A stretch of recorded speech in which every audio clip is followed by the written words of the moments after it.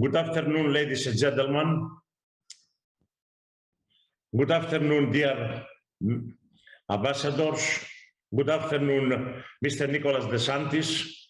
Good afternoon, my colleague, Mustafa Guldogan. On behalf of the Atlantic Treaty Association and its president, James Townsend, and of our Bureau, I'd like to welcome you in today's event on the occasion of the 70th anniversary of the accession of Greece and Turkey in NATO. This is an event in the framework of the ATA talks. Our ATA 1 year ago has started a series of webinars discussions with the title ATA talks, and we are proud that we have welcomed in the discussion with us the Secretary General Robertson, Jaap de Hoop Scheffer, Rasmussen, the Deputy Secretary General Mircea Joanna, the Assistant Secretary General Ambassador Baibe, the Deputy Assistant Secretary General Carmen Romero, and numerous distinguished members of parliaments, member of government for different countries and personalities of the Euro-Atlantic area. According to the schedule, we will see altogether a 2 minutes short film prepared by the IATA Greece about the 70th anniversary using the archives of NATO. And after we continue in our discussion. Probably you know that 20th of February, and this is the film, just 2 days after the ratification by the parliaments of both countries in 18, this is why we choose today, Friday 18, has been the first council meeting in Lisbon under the presidency of Pearson, the minister of this time, Foreign Affairs of Canada, and he has welcomed Mr. Venizelos, the Minister of Foreign Affairs of Greece, and Mr.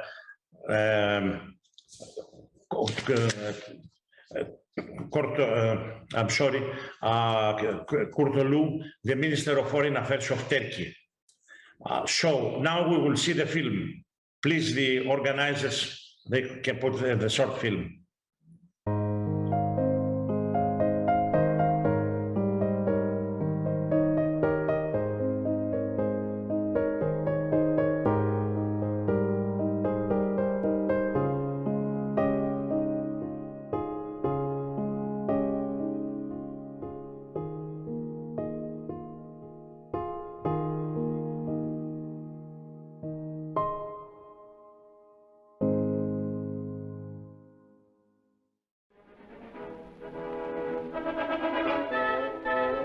In February 1952, the 12 nations of the Atlantic Alliance had become 14, with the accession of Greece and Turkey.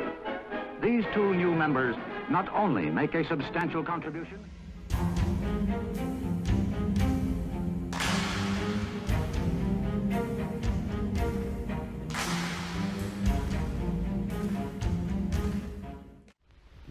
So we welcome very warmly today the new member of our council, the representative of this resolute, stout-hearted people, Dr. Fuat Koprulu.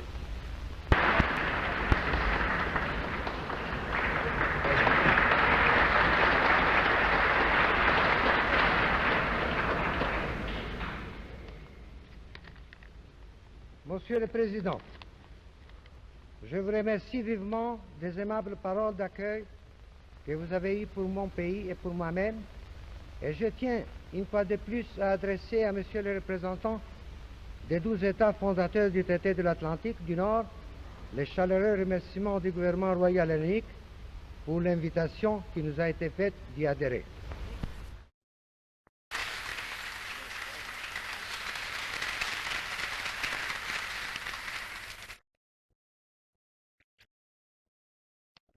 Monsieur le Président, je vous remercie du fond du cœur pour vos paroles bien amicales et flatteuses à l'égard de mon pays. Messieurs, au nom de mon pays et en mon propre nom, je vous remercie bien vivement de votre cordial.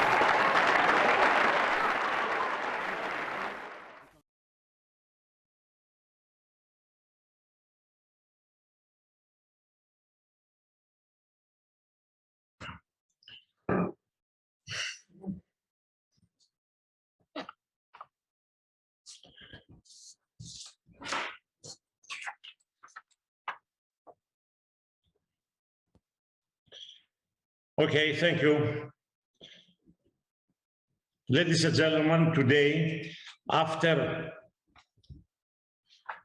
70 years, we're extremely happy to welcome in our event the head of the engagement section of the public diplomacy, Mr. Nicholas DeSantis, and the two ambassadors with a high caliber history in NATO. Ambassador Zepos and Ambassador Tassamin Den. Not only they have presented their countries to the Council of NATO in a constructive way, but both they have offered a valuable contribution to the recent history of the alliance. Ambassador Zepos was member of the experts group under former Secretary of State Madeleine Albright, and they have drafted the new strategic concept of NATO of the year 2010, adopted in Lisbon, if I remember well. And Ambassador Tassamin Den is member of the independent group of experts preparing the NATO 2030 for the new era, for the upcoming Madrid summit. And he was the immediate past Assistant Secretary General of Public Diplomacy. On the other hand, we have a lovely friend, permit me, Nicholas, to say, the head of the engagement section in PDD, with 30 years involvement in the International Secretariat of NATO. And we can say without any doubt that between others, he's a pioneer of the metamorphosis of NATO from a military alliance to a political and military organization of the 21st century. Nicholas, permit me to say that the relation of NATO with the Mediterranean and with Istanbul Initiative countries are today in a remarkable level because of you, because of Nicholas DeSantis. The event is co-organized with the two members of the Atlantic Treaty Association, my organization, the Greek Association for Atlantic and European Cooperation, and the very respected Atlantic Council of Turkey, with a long history in the country and in the international level. I feel proud, Mr. President of the Atlantic Council of Turkey, just because our association and now continue the tradition of relations started by late ambassadors Haluk Bayülken and Ömer Akbel, who has offered a lot in the diplomacy of your country and in the international level. I hope under your leadership, dear Mustafa, we will continue our cooperation. Ladies and gentlemen, with your permission, I like to repeat something that I have emphasized many times about the mission of ATA and the national councils. I have pointed out that the public support as the most fundamental issue, and NATO membership is nothing more than a promise and a commitment by each of its members to be part of a community of values and to respect, and in that respect to act diplomatically and militarily to protect that community of values. Exactly, we have seen the film. The two ministers speak in Lisbon 70 years ago about the values unify us. Public support guarantees the political will of the governmental signature to be member of the alliance. And as everybody knows, public support requires an educated public, a public that understands the reason for being a member of NATO and how this issue affects their lives. We in ATA, we strongly believe that without recognition and public support, NATO's future could be at risk, not because there is not a role and task for NATO, but because public recognition and support are essential requirement for a long-term survival in any organization in democratic society. We live in a world where legitimacy matters as much as power. This is the exactly mission of Atlantic Treaty Association, established in the year 1954, 2 years after the entry of our countries, Mustafa, and continues until today. I like to give now the floor to our president and my colleague from the Atlantic Council of Turkey, Mr. Mustafa Veysel Guldogan, to salute you, and after we continue with the respected speakers. Thank you.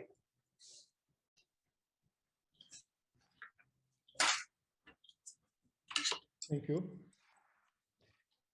Dear ambassadors, colleagues, and friends, 70 years ago, both of our countries acceded to the Nato.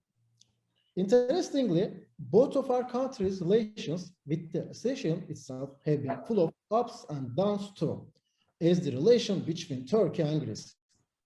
We, of course, had different perspectives in the past, but both parties choose to focus on a common challenge and interests.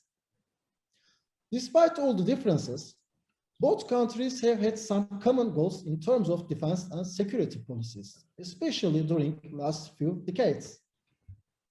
This has brought even bigger achievements, especially in the second half of this 70-year journey. One of the very first times that we saw the fruits of this agreement was when our Bulgarian and Romanian allies joined us. It wasn't any other country than Turkey and Greece who were leading the emerging cooperation in the region, thus guaranteeing the security. We can note three case concepts in this regard. First of all is the growth of the organization, both geographically and materially. Second is the experience gained by working together. And the third is, of course, guaranteeing the security in the region. With all the experience gained, we will improve our dialogues and make the organization even stronger. Experience we get is indeed the key concept here, because it guides us, especially in the way into future's challenges. We should be even more resilient against the forthcoming challenges, as the changing political atmosphere is not of much help in this regard. In order to be ready against changing threats such as hybrid warfare, the frank dialogue built within NATO is of key importance and necessary for our cooperation. Now, rather than discussing our classical and present policies on security, we may directly define a common path for tomorrow's challenge, which would improve our ties. Also, results of the Turkish-Greek cooperation, which is getting bigger, within NATO in order to realize the anti-Turkey vision, would of course not be limited with the region, but in fact, they would be a huge step for the entire alliance. After years of common efforts, we will be able to consider that all these attempts are more for alliance. Before wrapping up, I also would like to share my ultimate happiness about this common celebration of the anniversary of both of our countries. Our destinies are crossing at many occasions, whether we notice it or not. But one should never forget that our former leaders, such as Atatürk and Venizelos, had this vision in 1930. And it's on us to follow this tradition of fruitful dialogues and cooperation. I also sincerely believe that as respective Antarctic consuls of Greece and Turkey, we will work together even harder and make the cooperation between our countries stronger. I would like to thank all participants and honorable speakers for being here with us, and I am very hopeful for the better days ahead of us. Thank you.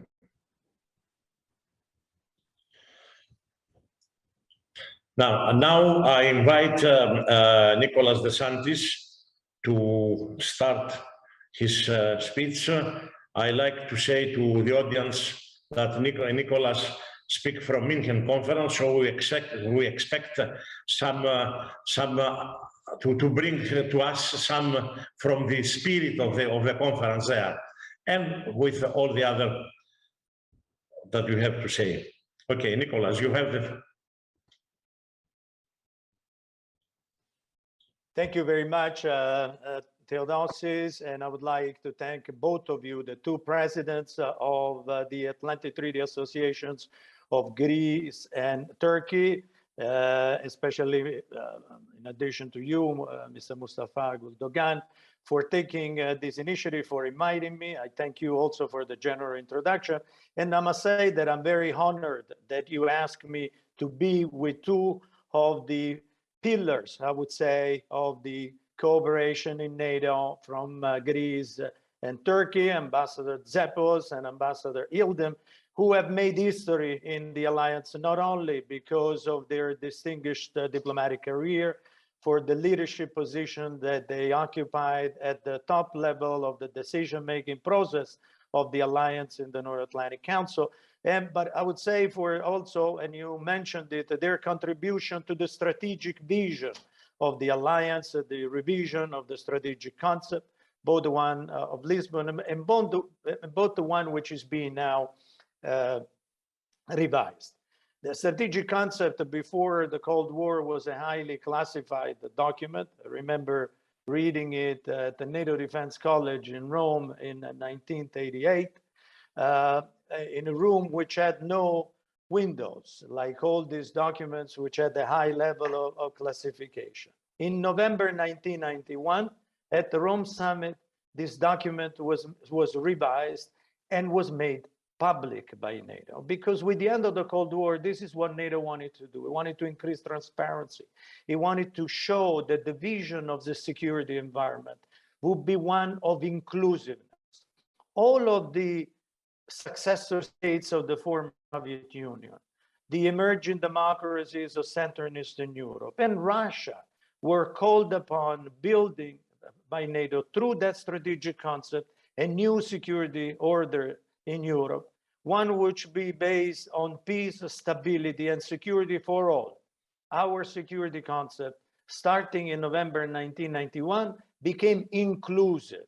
It didn't aim, it was not aimed at marginalizing anyone in Europe, rather to ask the contribution to cooperation and partnership to all of the countries invited in the North Atlantic Cooperation Council, which was the forum that at the Rome summit was established to share common perceptions on security and come to a common vision.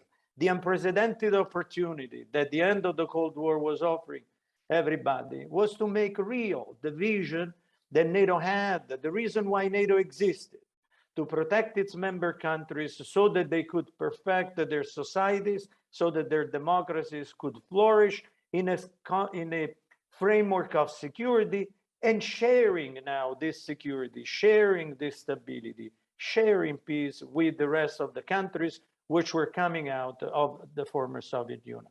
I want to stress this because since the beginning, Russia was included in this security equation. We see today, in a moment of great concern, the risk to switch back the clock of history 30 years back. And so I want to remember that since the establishment of the Atlantic Cooperation Council, since the November 1991 strategic concept, Russia was extended the hand of friendship from NATO. In December 1994, at the Brussels summit, Russia was invited to be part of the Partnership for Peace framework, which had three fundamental features to help build security in Europe. The democratic control of the armed forces, which means the subordination of the armed forces and security services and structures to democratically elected leaders. Second, the transparency of defense budget, the fact that defense budget in democratic states are discussed in parliament, where the opposition, together with the majority, will discuss the way in which human and financial resources are allocated to promote the strategic concept of each and the national security interests of each country. But that transparency is not only within the structure of democratic states, is also outside. That transparency of defense budget that we wanted to share also with the other countries in Europe, especially those coming in the Partnership for Peace, which included, again, Russia, because that predictability, that transparency is crucial to security. And the third aspect, the aspect of partnership, the possibility that countries through this concept of partnership could work together, not necessarily becoming members of NATO, but expanding this cooperation, expanding the concept of multilateralism, the fact that no country can alone take care of the security of its people in light of the complexity of the security environment. Rather, through a cooperative approach to security, a multilateral and cooperative approach to security, we can multiply security for everybody. In 1997, at the Madrid summit, NATO and Russia, President Yeltsin and the heads of state and government of NATO countries together signed the Founding Act, which enshrined a number of principles, but also practical cooperation between NATO and Russia, which was organized through the Permanent Joint Council, a bilateral council between NATO and Russia, where not only political dialogue would help promote a better mutual understanding, but practical cooperation would be also organized. And I must say that President Yeltsin, the Russian Federation, the heads of state and government signed a commitment to respect the national sovereignty of state, the security of state. They signed a commitment on the NATO side not to station nuclear weapons in countries that would come into the alliance. But also we said that we didn't see under that security environment, one of great opportunity in Europe, the necessity to station more combat troops in the new member countries, but rather that security, because NATO remains a collective security and collective defense organization for its members, would be ensured by the possibility of reinforcement. So we did stand in our commitment. And I see that those commitments, unfortunately, the other side puts today at risk. And in 2002, at the summit between NATO and Russia in Pratica di Mare in Italy, near Rome, we went even further. This bilateral council between NATO and Russia, the Permanent Joint Council, became a multilateral forum in which Russia, under the chairmanship of the Secretary General, under which Russia had the same right of each of the other countries. And we even identified some practical areas of cooperation for joint decision-making. I want to stress this. And the inclusiveness that we have shown, the fact that the NATO's partnership concept has allowed to promote more security in Europe has been testified by the fact that a non-enlarged NATO brought 16 NATO countries in Bosnia and the UN mandate to work together to ensure the security and restore peace in Bosnia. And Russia was included there. It was under NATO command. We had a deputy of the Supreme Allied Commander in Europe, which was running that operation, which was Russian.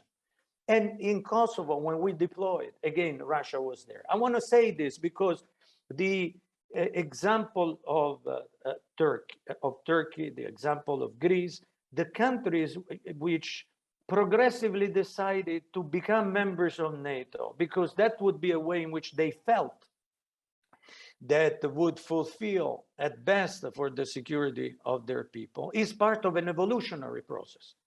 So much has changed. NATO started with 12 countries, then Greece and Turkey, it went to 14. Then we had Spain in 52. Then we, in 55, we had Greece and Turkey in 52, Spain in 59, Western Germany in 55, and Spain in 1952.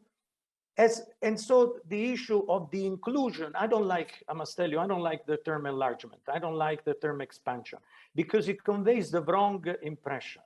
This was like an organization which somehow asks others to become a member. No, it was a choice of Greece. It was a choice of Turkey to become members. It has been the choice of all the countries that progressively, through an evolutionary process, have become members of the alliance.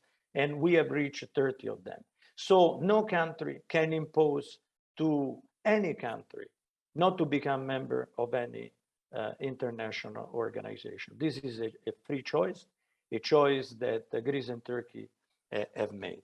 And today we live in a security environment which certainly is more complex, and our hand of friendship continues to be there to Russia. The possibility to continue to meet, because only dialogue, and our ministers of defense have just stressed this through their meeting, the end of friendship, the possibility of dialogue through the NATO-Russia Council, because political dialogue is fundamental to bring together different perceptions, to understand each other's, and avoiding the threat of military force, a threat that in 30 years had not been so dangerous, with hundreds of more than almost 150,000 troops at the border of Ukraine, in an aggressive posture, in a posture which shows an intent, which is an aggressive intent, after what happened in Georgia, after what happened in Crimea. NATO is there, continues its policy of dialogue, but also of deterrence and defense towards Russia. And the example of Greece and Turkey is a great example. It's an example of two countries that have contributed to the alliance in different ways, but they have also stressed the importance of the political dimension of NATO. NATO is a political and military organization. And Greece and Turkey have contributed not only because when they joined in 1952, they somewhat rebalanced an alliance, which was very Atlantic. For the first time, it became an alliance which was looking to the South.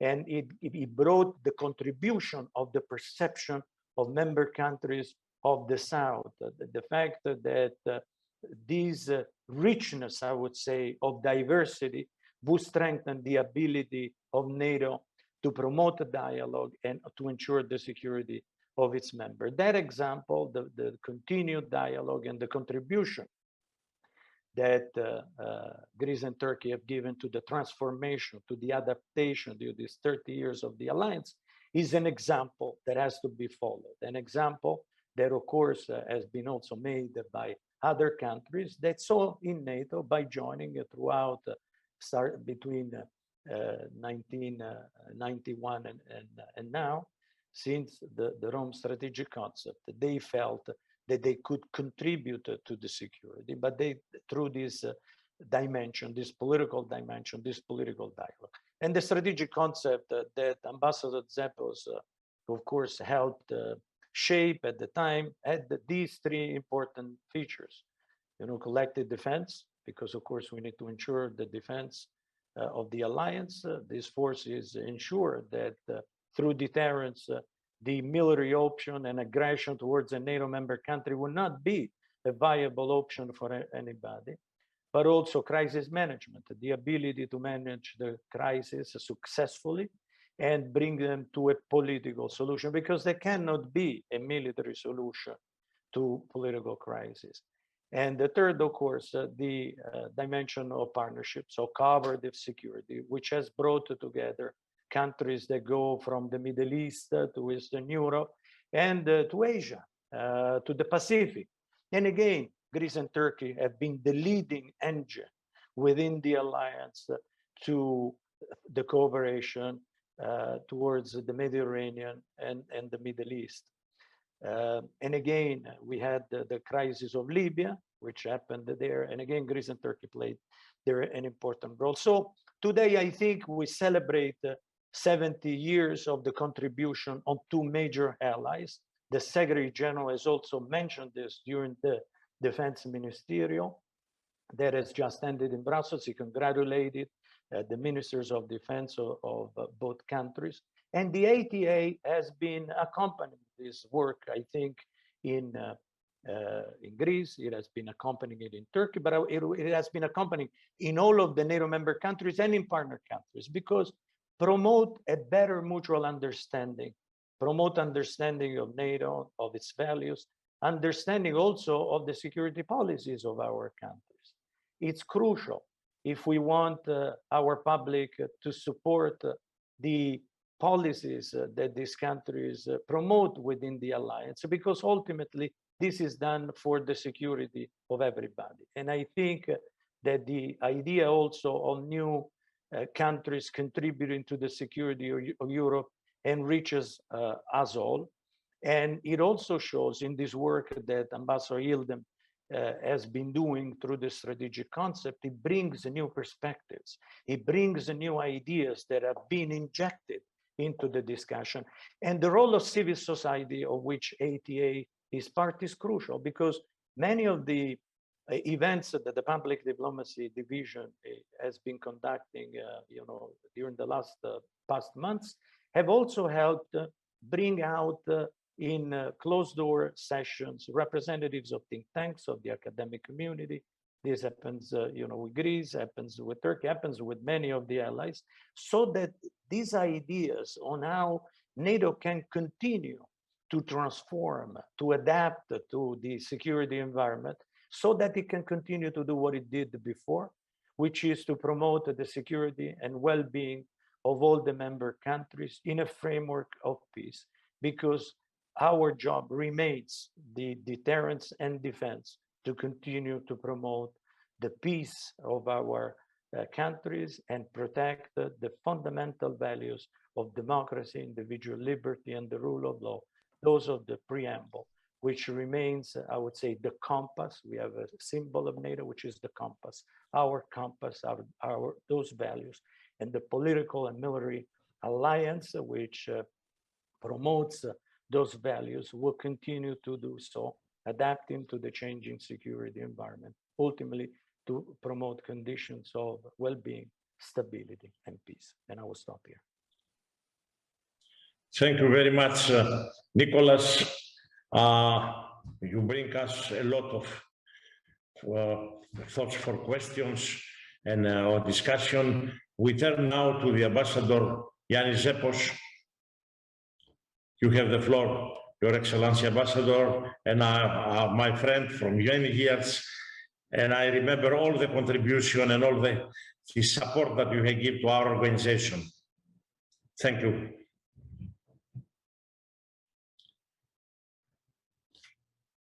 The mic. The mic, Ambassador, the mic. The microphone. Unmute. Sorry. Yes. Yeah. Well, good afternoon to all. Many thanks, first of all, to the Atlantic Treaty Association, as well as to the two national chairmen, Mr. Guldogan and Mr. Yoriu, for inviting me here today to this event. It is also very good to see old NATO friends here. It is a pleasure, people that I have not seen for a number of years, people that I have worked with closely, and I'm happy to see them here today. I would like to start by making a small reference to the situation that Greece was facing in 1952 when it entered the alliance. Greece in 1952 was a country that came out of the Second World War. It was ruined. And then a 3-year civil war ruined what was left. So in 1952, it was a country seeking to find ways to rebuild its economy and to fill in its problems with society, the deaths, so many deaths it had faced during all these years. And there was obviously also a vacuum of security, because as we all know, the Soviet Union was firmly installed in Eastern Europe and all the way down to the Balkans. And the only two countries in Southern Europe and the Balkan area were free and democratic, and that was Turkey and Greece. So in 1952, the idea of joining the alliance was very important to Greece, because along with the Marshall Plan and the Truman Doctrine, it allowed it to slowly rebuild and rediscover its balance after so many, at least 10 full years of a very negative outcome. So in 1952, Greece, both these countries joined the alliance at the Lisbon Conference, and in the following years, NATO played an important role in Greece as to providing security on the one hand, and second, into modernizing its armed forces, which was a totally new way of doing things compared to the past. Over the years, Greece participated in pretty much all of the NATO missions, important missions, be it in the Balkans or even in Afghanistan, IFOR or ISAF or other missions as well, naval missions in the Mediterranean and elsewhere. And it has been a very serious player within NATO of all those obligations that a member state must have. So we have always supported all those missions and ideas that NATO is there for.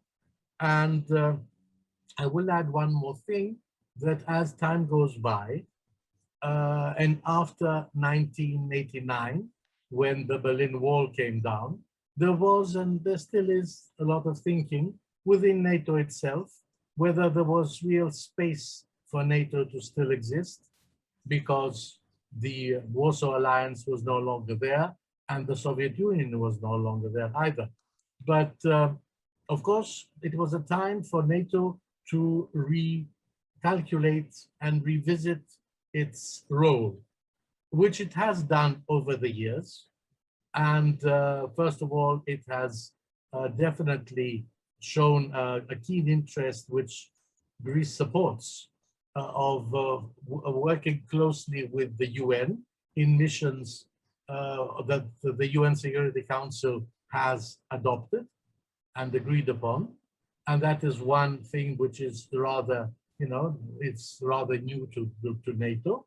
And also through its two strategic concepts, the one that I was participated in along with Mrs. Madeleine Albright, and the new one where my colleague Jani is participating, which is the one that is going to be launched in the Madrid summit.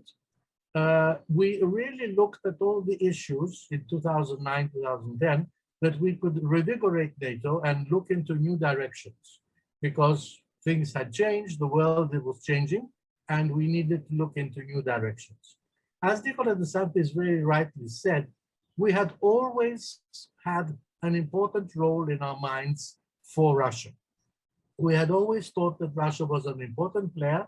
It should be part of our European strategic architecture, and we tried always to keep it close to us in many ways in NATO by creating various structures where Russia was present and its voice was heard.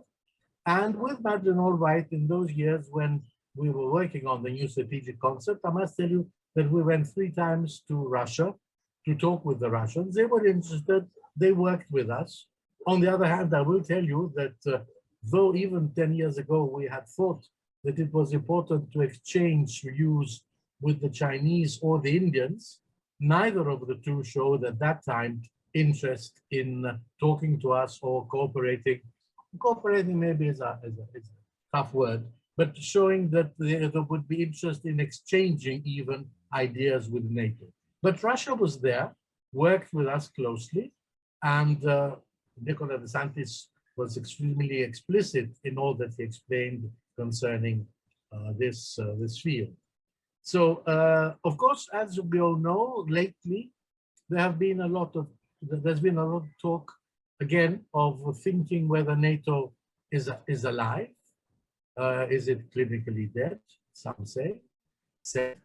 So I think that the latest events in the Ukraine and the reaction that NATO immediately showed, it may prove to all that NATO is still there, that it is interested in all the things that it has been interested in the past, It wants to cooperate and find solutions. It is definitely trying to build a steady and stable Europe, participate in that, as well as looking into other obligations it might have, as I said, through eventually the United Nations around the globe in other fields. So it is building on a new base. It is looking out and looking towards the future. And I think that the new strategic concept, as it's coming up, probably would be looking in the new security threats and the new security challenges which are all around us. And I suppose that this is one of the things that they will be trying to solve, to find ways of touching and solving. And I will not keep you all much longer because I would like to hear my friend Jani also to see what he has to say. So this was a brief Greek, let's say, ideas on NATO past and present. Thank you. Thank you very much, Ambassador Zepos. I'd like to give the floor to Ambassador Tatsanil Dem, a lovely friend for many years, and I'd like to mention not only his brilliant career, but we remember him as a person when he was Deputy Chief of Mission of the Turkish Embassy in Athens that has contributed a lot to the rapprochement of the two countries. Thank you, Tatsan, be with us. You have the floor. Well, thank you very much. It is such a distinct pleasure for me to take part at this commemorative virtual event marking the 70th anniversary of both Greece and Turkey's accession in NATO. And I'm delighted to see old friends virtually on this call.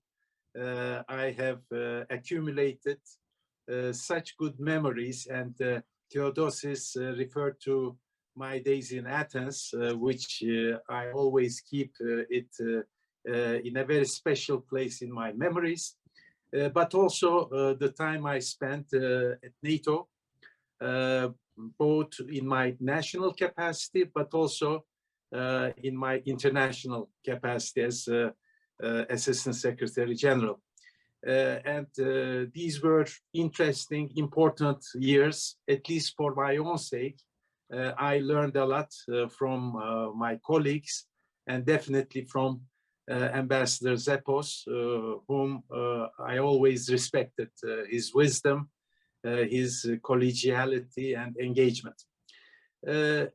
I will follow the pattern of Ambassador Zepos by congratulating the two national chapters, Greek and Turkish national chapters of ATA, and also Atlantic Treaty Association for organizing this event, because we need to have such events more often to create a better understanding in the publics. So my compliments and thanks to all of them.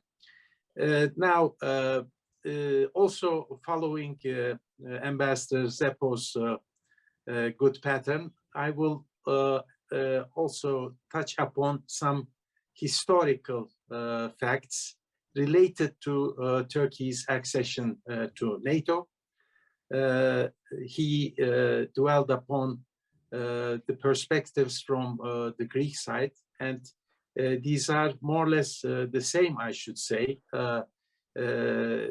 because threatened on two fronts by forces of the Axis and the Soviet Union, Turkey with non-belligerent status during most of the Second World War, found itself with the Soviet Union's territorial claims immediately after the war, under the leadership of Stalin, claims over the Straits, but also some of the eastern provinces, namely Kars and Ardahan. So for Turkey, it was a real threat. And some may argue that at that time, there was no other option for Turkey but to join NATO for its security while facing Soviet expansionism. Nevertheless, this would be too simplistic way to explain the reasons for Turkey's aspirations to join NATO. If we look at the foreign policy orientation of Turkey after the proclamation of the Turkish Republic by the great leader Atatürk, we could see all steps taken at that time to be reflective of his great vision enshrined in his motto, peace at home, peace abroad. Atatürk and great statesman Venizelos were the pioneers of a new era for a friendly and good neighborly relationship between Greece and Turkey. We all recall that it was, in fact, Venizelos who nominated Atatürk for Nobel Peace Prize in 1934.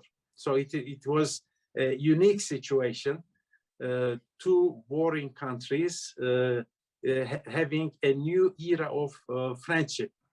And Atatürk also sought to reinforce cooperation and security at the regional scale.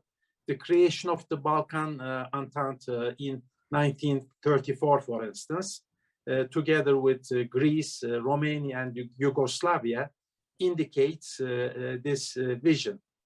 We recall the support by the United States through the Truman Doctrine and Marshall Plan, which also helped countries to recover economically in the post-war Europe.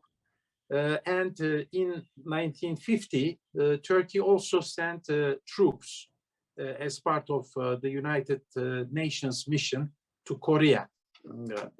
But coming to my point regarding the aspirations of Turkey to join NATO, it was not out of necessity, but also a deliberate choice for Turkey to stand up to the expansionism of Soviet Union by being together with the Western democratic countries. And that's why Turkey, being the founding member of the Council of Europe in 1949, naturally wanted to be part of NATO. And you rightly mentioned, Mr. President, that it was the 20th of February, in fact, the first council to welcome two acceding countries in Lisbon. And it was Minister Fuat Köprülü, then Turkish Foreign Minister, who said, and I quote, "You will find in us an ally animated by a spirit of wholehearted collaboration and ready to take a full share in all the efforts directed towards the realization of the aims of the treaty to which we are now acceding." Now, a few words on where we are at NATO, and I fully agree that Greece has contributed a lot to NATO's efforts. So did Turkey, and they both are trying their best to meet the requirement, not only having their share in support of collective defense, but also contributing to all operations and missions. It is valid for both countries. Now, Ambassador Zepos definitely contributed immensely to the work accomplished with the adoption of the current strategic concept in Lisbon in 2010.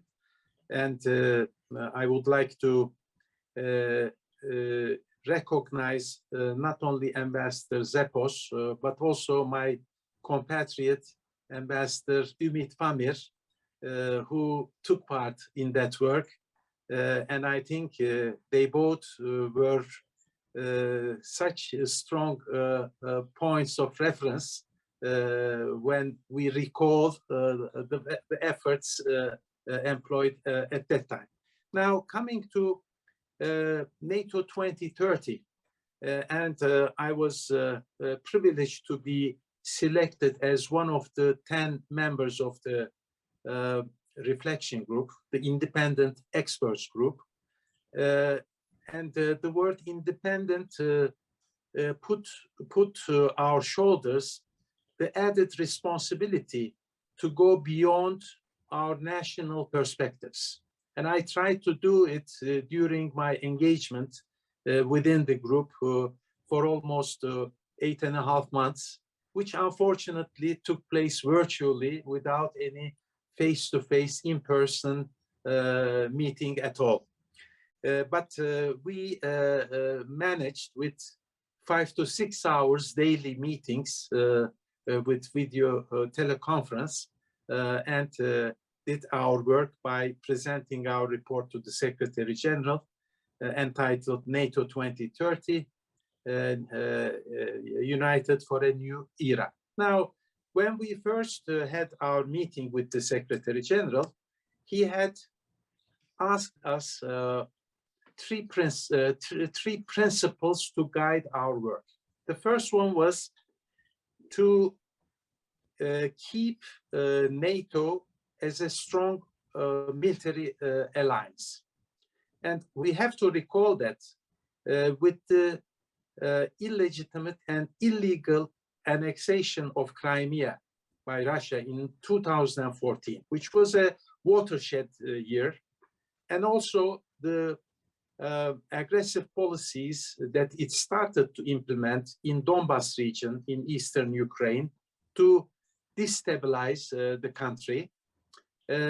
NATO naturally had to respond to the evolving security environment by adopting a number of decisions to strengthen its deterrence and defense.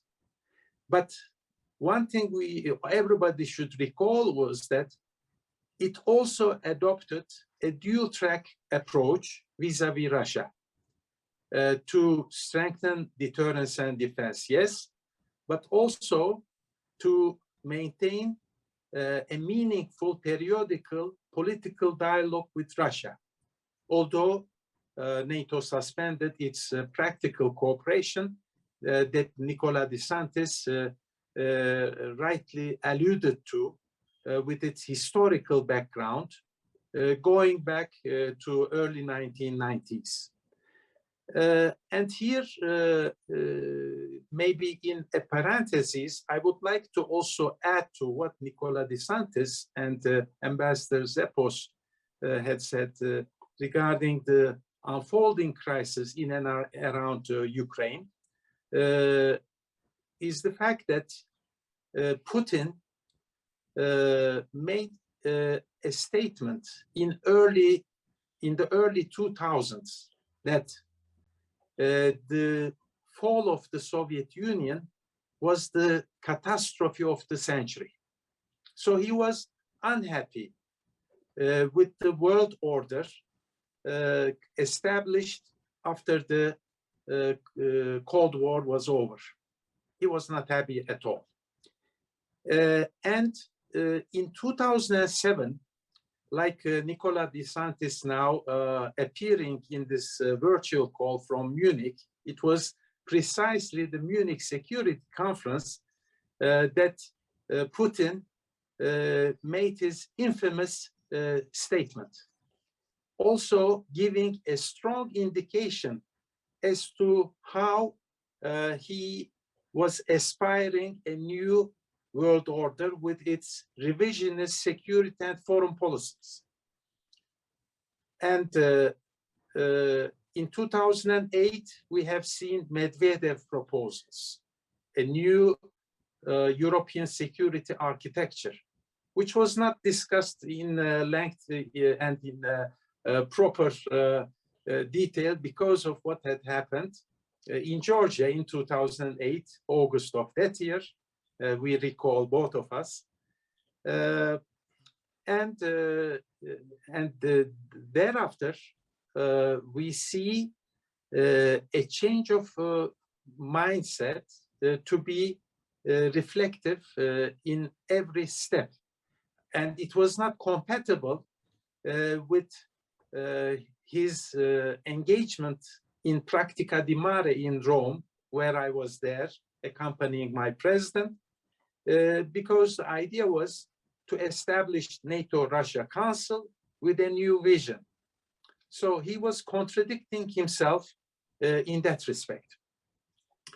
Now, what we see through the crisis in and around Ukraine is, through the crisis, again, Putin is forcing the West to discuss the new European security order. It is fine. Probably every country, including Russia, may have security concerns which have to be addressed. But one thing we cannot accept, and I'm sure that NATO allies will be adamant on that, is to revisit and renegotiate the fundamental principles that governed European security, be it respect to territorial integrity, independence, and sovereignty, be it not threatening any country by use of force, or be it respect to the choices of sovereign countries to be or not to be in any military alliance. This is the sovereign right. So, closing the parentheses, NATO should definitely, according to the Secretary General's principle that guided us, had to remain, and we also incorporated this idea in our report, to keep NATO strong militarily. The second point was to make NATO politically more stronger. Yes, indeed, NATO is a politico-military alliance, not military, but politico-military. And the political dimension has to be strengthened. We have heard one of the leaders qualifying NATO to be brain dead. And we should be thankful to him, because it also generated a good soul searching. And we came up with the notion that NATO is relevant and kicking. So when we talk about strengthening the political dimension of NATO, certainly it requires unity, cohesion, solidarity, but also to use NATO as a unique and essential form of transatlantic consultations. And I think as allies, we all have more to do in that respect, because the recent events in August and September indicate that there is room to expand the notion of consultation among allies. We have Article 4. Sometimes it is too much mentally linked to Article 5. So we shouldn't be under the pressure of that. Any security issue that an ally wishes to bring to the table, without hesitation, should be discussed among allies. And I think it is important to see NATO more stronger politically in the decades to come. And the third point Secretary General made was for NATO to have a global approach, more global approach. And the question, of course, came in many people's mind, whether NATO would become a global police. No, it wouldn't be so. NATO will remain to be a regional organization, but we have to be cognizant of the fact that more and more we are confronted with global threats and challenges. We are talking about hybrid tactics, cyber attacks, and it may be launched from any given place on the globe. So some threats go beyond borders, and there is no limitation in that respect. And hybrid tactics, unfortunately, made the line between peacetime and confrontation and conflict blurred. And we are talking about activities below Article 5 threshold. We have seen a little green men invading and annexing countries. Therefore, our societies should be more resilient in the years to come to cope with such challenges like disinformation, for instance. And NATO PDD is well equipped in dealing with the intricacies of this phenomenon. Now, a few points before I stop. It is, of course, yeah, I am finishing in 2 words. One is China. We need to keep in our radar screen China more often. Nevertheless, we should approach it through the lens of both challenges and opportunities. China is not a direct military threat right now, and it can offer opportunities when it comes to areas like disarmament, arms control, climate change. And we should also keep emerging and disruptive technologies in our focus, since it will be more and more a game changer when we discuss security issues in the future.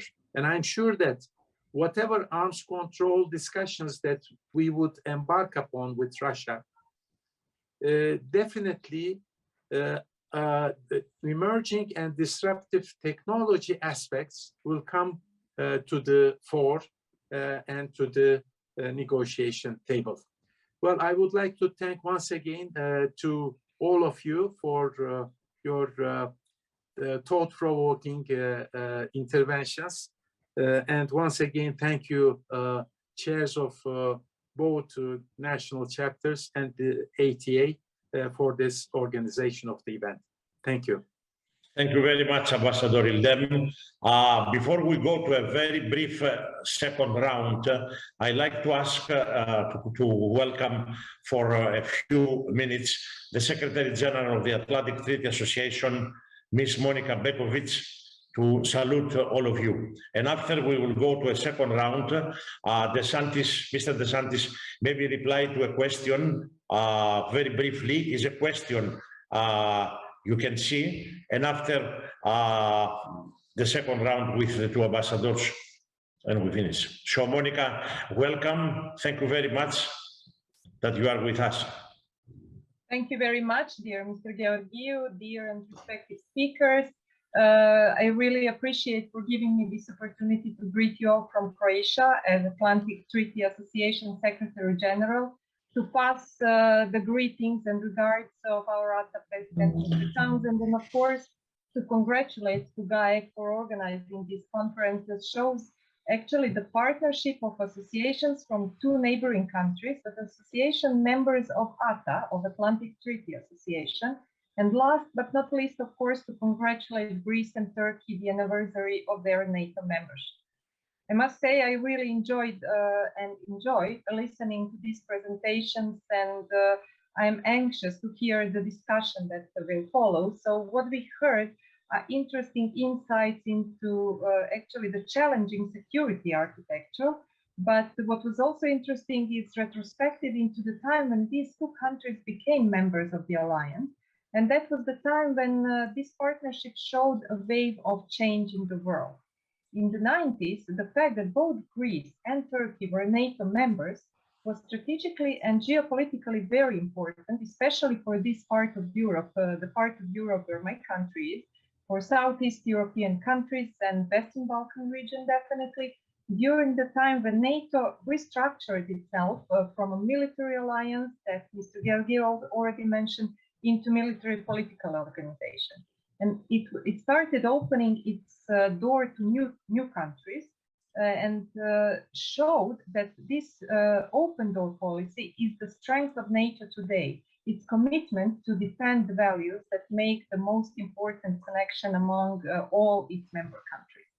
With these thoughts, I would not go into more details and steal any more of your time. I would really again congratulate for this great conference that also shows the strength of the new restructured Atlantic Treaty Association. Thank you very much. Thank you very much, Monica, for your intervention. We come now, there is one question, actually two questions for the same person, Ms. Olga Votis, and after we go to second round very briefly. So who likes, Nicholas, maybe you will reply to the question of, you see the question of Ms. Actually, I don't, but if you can, sorry. The organizers, I think they can open. I don't see the questions, but if you can make me the question, I will answer it. Okay, let's go to.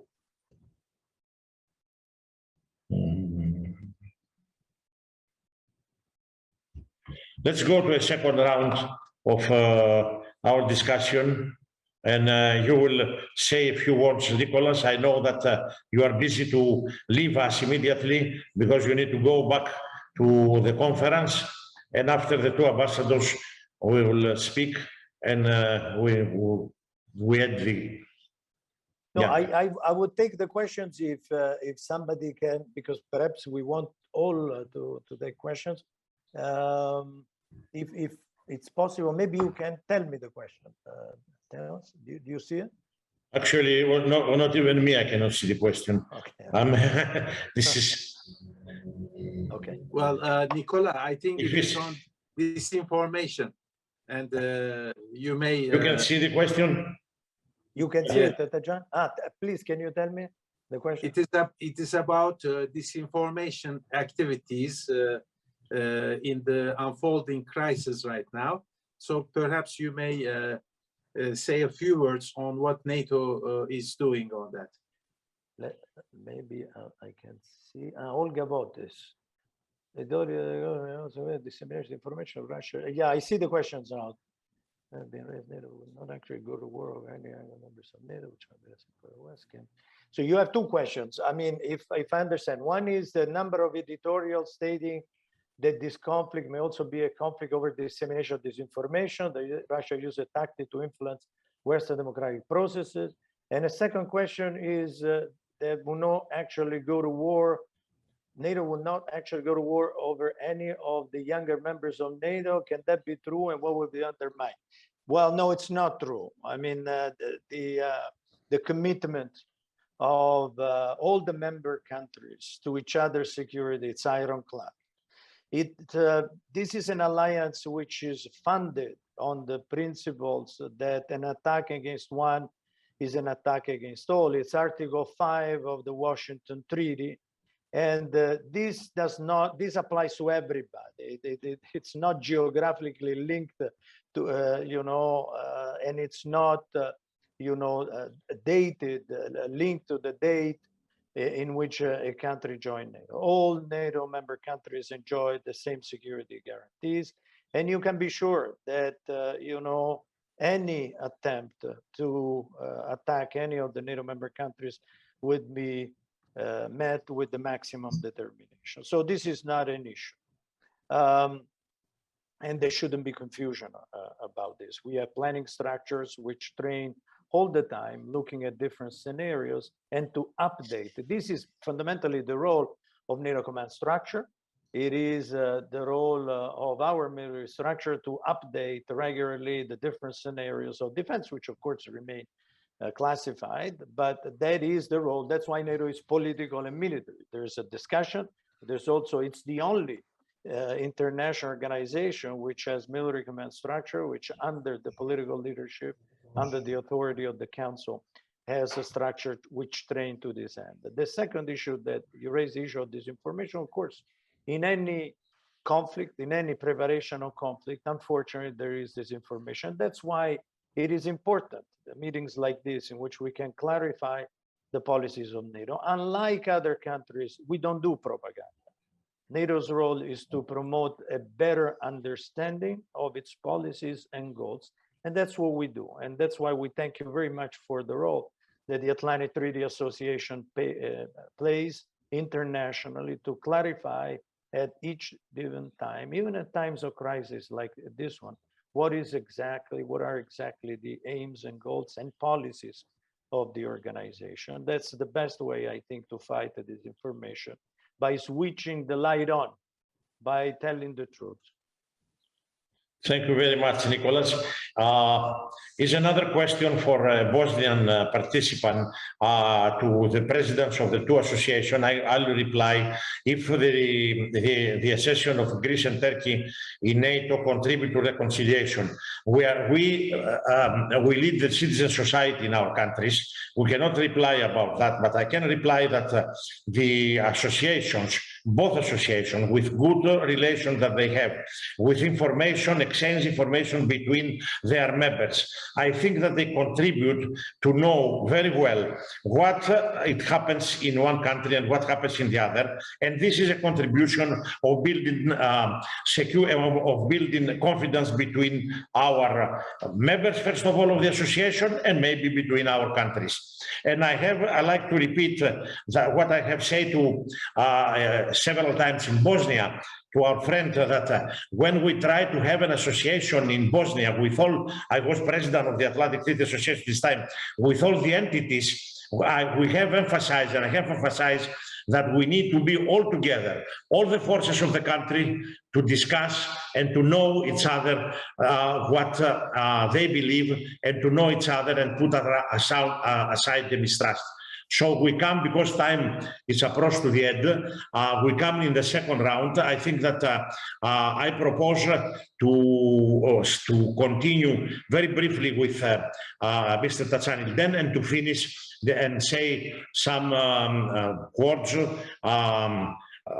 Ambassador Zepos, who has not spoken a lot this time, you know. Okay, so Tajani, you can briefly, if you like, for the second round, say something. I would. Who has the floor? First of all, what I would like to say is that, sorry, I have a problem with the microphone. Can you hear me? We can.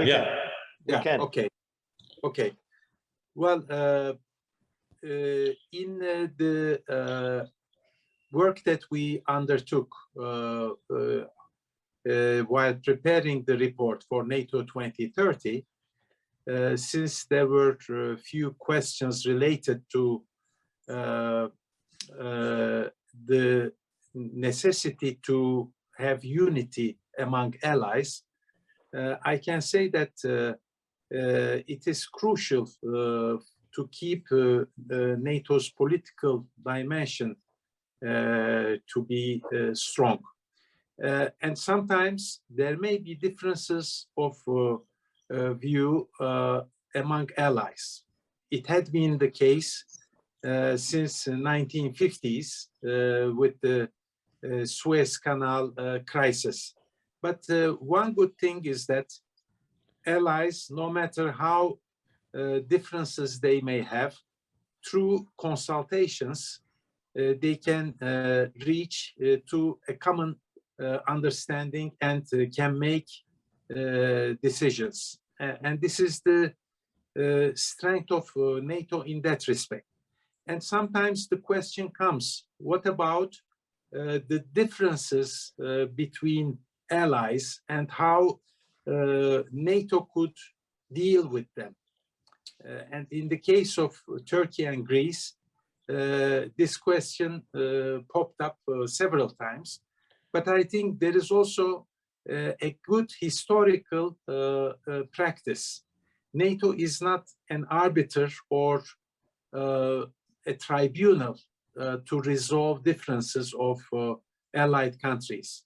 What NATO could do, and it is through the good services, good offices of the Secretary Generals, and in the past we have seen Secretary Generals to step in, and also with the encouragement of other allies, to see to it that allies with different views could come to terms with workable solutions.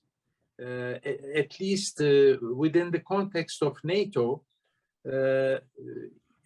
Secretary General, with the help and support of the allied countries concerned, could be able to come up with practical solutions. I should remind the audience of 2020 deconfliction exercise with the participation of officials from both countries, which served a purpose.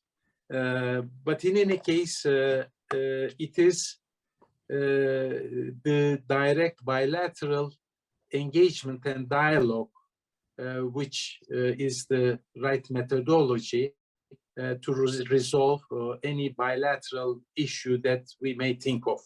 But it is quite promising to have today's meeting with the spirit of two allies who acceded in the same alliance to be able to work together and to continue resolve any issue that they may have now and in the future with the spirit of friendship and good neighborliness. Thank you, Ambassador. Ambassador Zepos, you will speak the last one. So, you know, you are one of the senior ambassadors in Greece and in working in NATO. So I like that the seniors speak the last, and we will close. You have time, 5 minutes, 10 minutes to speak if you like.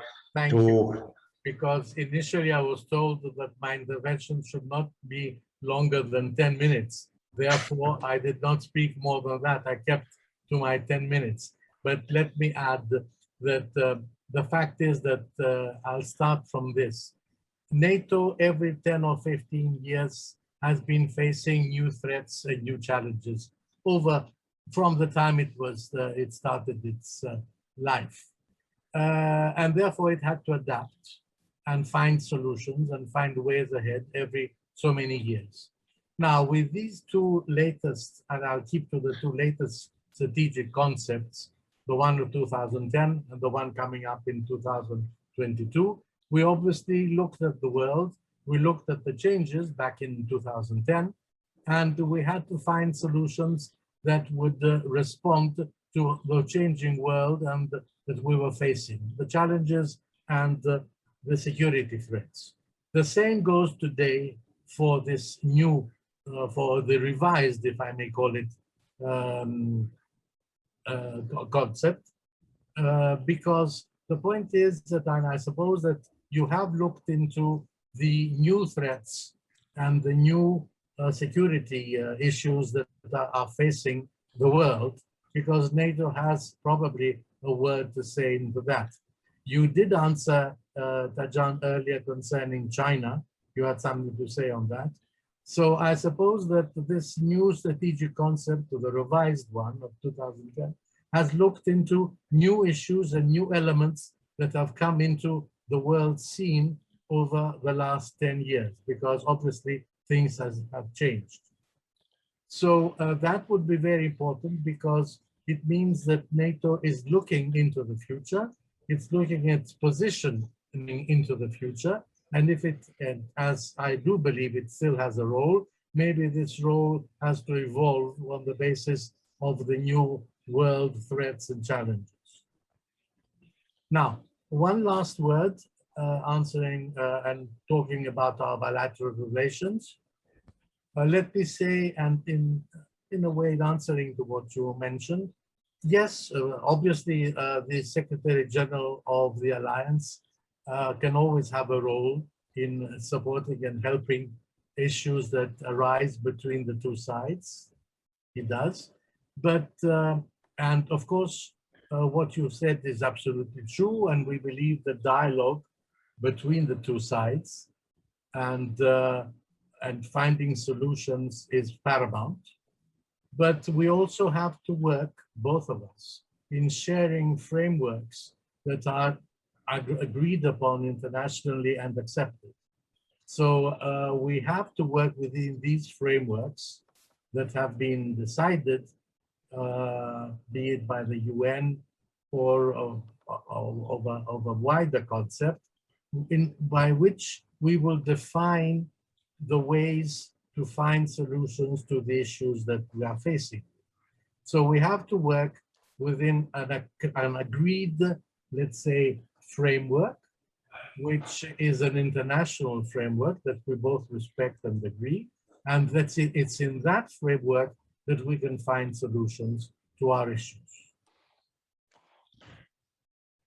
Thank you very much, Ambassador Zepos, for the closing,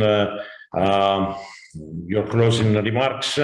I think that the organizers, when after the wise words of the three of you, I don't like to say many things. I don't know if Mustafa like to thank you, and I will thank you, both of the three of you, for the event we have tonight, and of course the participants of this event. We'll continue with ATA talks in the future, and we'd like to have you again in our events. So Mustafa, you will say some words of thanking and we close.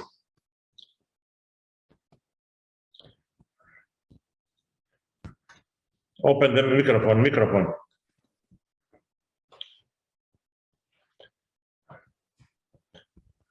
I would like to thank all participants and honorable speakers for being here with us, and I am very hopeful for the better days ahead of us. Thank you very much. Thank you very much, all of you. Have a good weekend, and we will continue. And you, Nicholas, have a good results in your mini conference. Thank you. Bye-bye. Thank you all. Bye-bye.